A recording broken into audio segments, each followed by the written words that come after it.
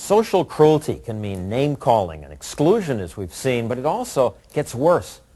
In Canada, researchers spent hundreds of hours taping kids in playgrounds. They learned there are a lot of nasty things going on we adults rarely see. Go, fat cake! Go, little shaky fat cake! The boy with the ponytail is the bully here. He controls the kids around him.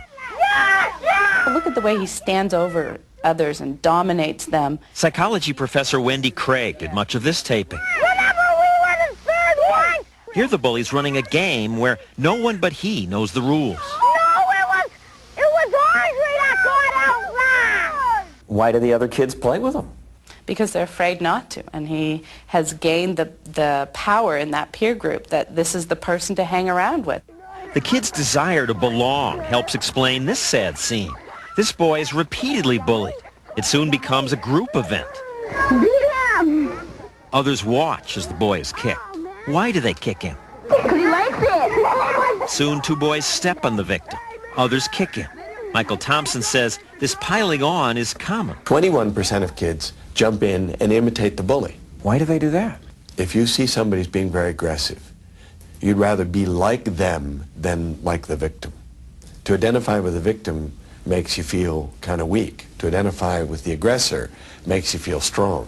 Even the victims are drawn to the aggressors. They almost never run away. You're coming back for more? He keeps coming back because You see somebody's being very aggressive, you'd rather be like them than like the victim. To identify with the victim makes you feel kind of weak. To identify with the aggressor makes you feel strong. Even the victims are drawn to the aggressors. They almost never run away. You're coming back for more? he keeps coming back because no attention is worse than this type of attention. If he wants to belong, he has to take it.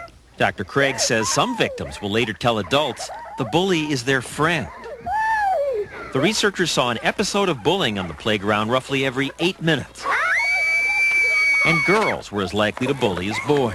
What this episode shows how clever girls are. They start to take her by her neck and walk around the playground, but they keep moving. Keep walking! So it's hard for an adult to identify that something's going on. They make her kiss the tree. Kiss the tree! No! Later, a girl tells her, I think he wants to kill you. I think they're gonna die. And the girl doesn't run away. It's almost as if she thinks she deserves it.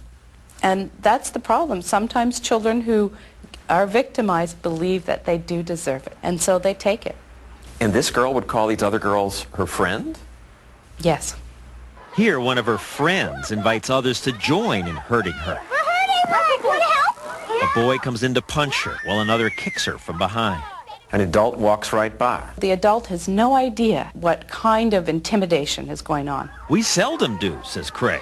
And it's tough to know what's intimidation versus horseplay.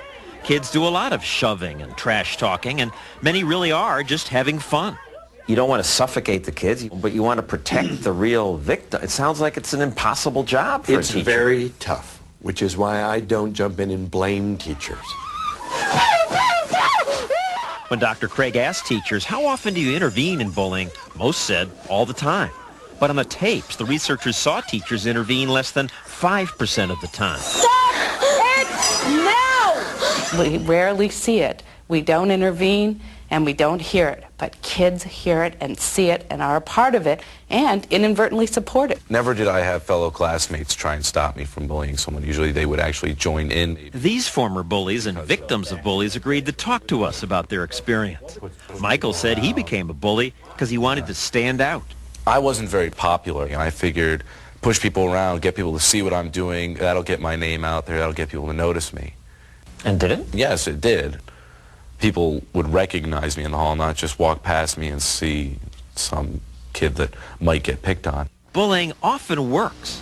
Right there! Some bullies become outcasts, but many are popular. Bully boys are more highly regarded than victimized kids. So you can raise your stock. Even though the girls will say he's mean, stuff like that, they will rate you more highly. Because than they power rate- That's right. makes you popular. It's an aphrodisiac.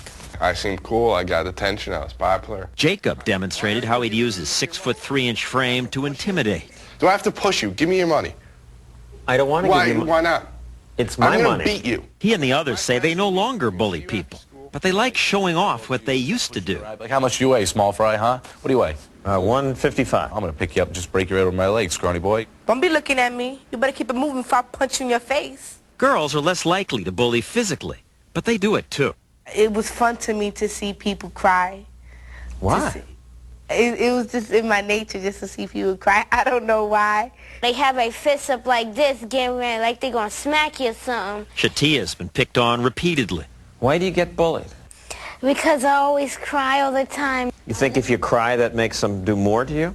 Yeah, of course. You know, they acting like that's what they want. You know, they want to have some entertainment. Is that right? Crying would make it more fun to bully somebody? Yeah, it's a goal. I used to continue doing it for the simple fact because they used to cry. You didn't feel sorry for them?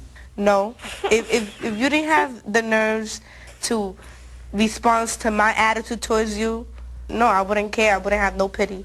School can be a tough place, and it's easy to see how tough when even the reformed bullies describe what they used to do with such obvious pride. I made someone bulimic because I was very continuous about that they were fat and stuff. How'd you make her bulimic? You're fat, you're disgusting. How much do you weigh? Like 4 tons? Like, just on This and on. made her binge and throw up? Daily. So you were making life miserable for lots of kids. Yeah. And did you care? No. And his school didn't do anything about it. And they never told your parents? No. Kids will be kids. Sometimes adults rationalize bullying as, well, that's kids, when in fact it's traumatic. Those kids need to be protected. Kids like this boy who was taped by Dr. Craig.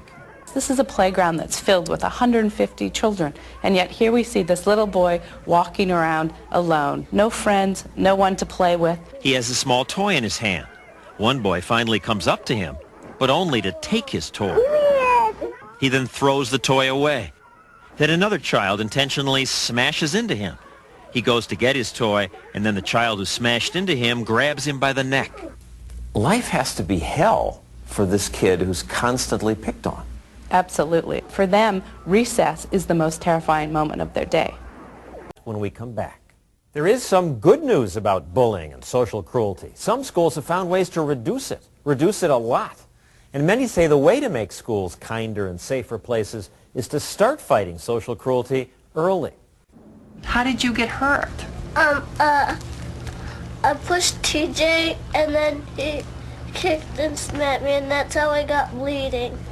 Is that true? He started first. Here in Sydney, Maine, the Bean Elementary School believes kindergarten kids should be taught to take responsibility for what they do. Look at the side. And look at his mouth. How did that happen? TJ, how did that happen? The philosophy at this school is don't let any incident slide. In Johnstown, Pennsylvania tries to inoculate students by having them watch older kids role play. You know what? You don't suck because they kiss as a killer? Jeff Parker runs this session for middle school kids. You just want to go out with the last guy in the world. I mean, look at you. What's your It's middle school, more than high school, where bullying is more of a problem. Parker tells kids the key to stopping this is in the hands of the bystanders. All those bystanders were standing around. Some of them were egging them on. Even the ones that were just standing there, not doing anything, we're letting it happen. Bystanders routinely do that. We saw it in the Canadian tapes. Look at the group on the right. They're standing just a few feet away from the victim, but they don't do anything. None of the other kids in the playground helped this bullied girl either. Kiss the tree. So Dr. Craig says she could have been saved if just one child had spoken up. That's enough to make a difference? Every second time, if one child says stop it, it will end the bullying within 10 seconds. Just takes one kid. One kid. Children cannot learn when they're being bullied. I have the power to change my school. Jeff Parker says the best anti-bullying programs don't just fight bad behavior, they encourage good behavior. If you are willing to take this pledge, get up here and put your name on this. It may sound corny, but the kids say it works. Nick had been a target of bullies for years, but not anymore. It is a real big change. Here, a bullying program tries to get kids to cooperate by unraveling a human knot. Work together. Some programs have warring parties actually sign peace treaties. Others do exercises where they have kids put stickers on their heads that say things like, "Treat me like I'm annoying," so kids will learn how it feels to be a victim. You're weird. The kids say exercises like this improve the whole atmosphere at this school. Last year, Nick often pretended that he was sick. I would run up to the bathroom and fake sounds like I was puking, and so that I wouldn't have to go to school. Go to school and face the worst bully. He would try to rob me and everything. He said I would look like an elf with my ears sticking out like this. After the program, he says everything's changed. It has really helped me a lot because kids are always saying like, "Hi Nick, how you doing?" And everyone treats me nicer, and I'm not elf boy. You can't say this is an academic institution, we don't care about the rest. We are under a moral obligation to make it as safe as possible. Hi, Josh. And to make sure kids know there's always an adult who will listen. Mr. Davis, I want to talk to you. Okay, come on. In schools that do this, we kept hearing from kids who were now happier and freer than they'd been before. We used to beat him up, but now he's like our best friend. I never thought it would happen in a million years. I didn't think it was possible. I figured we'd go on fighting forever and never be friends. There used to be fighting everywhere. Now it's all changed, and I like school. I don't even want to go on summer vacation at all. Well, that may be a lot to ask for, but some schools are making life better for kids.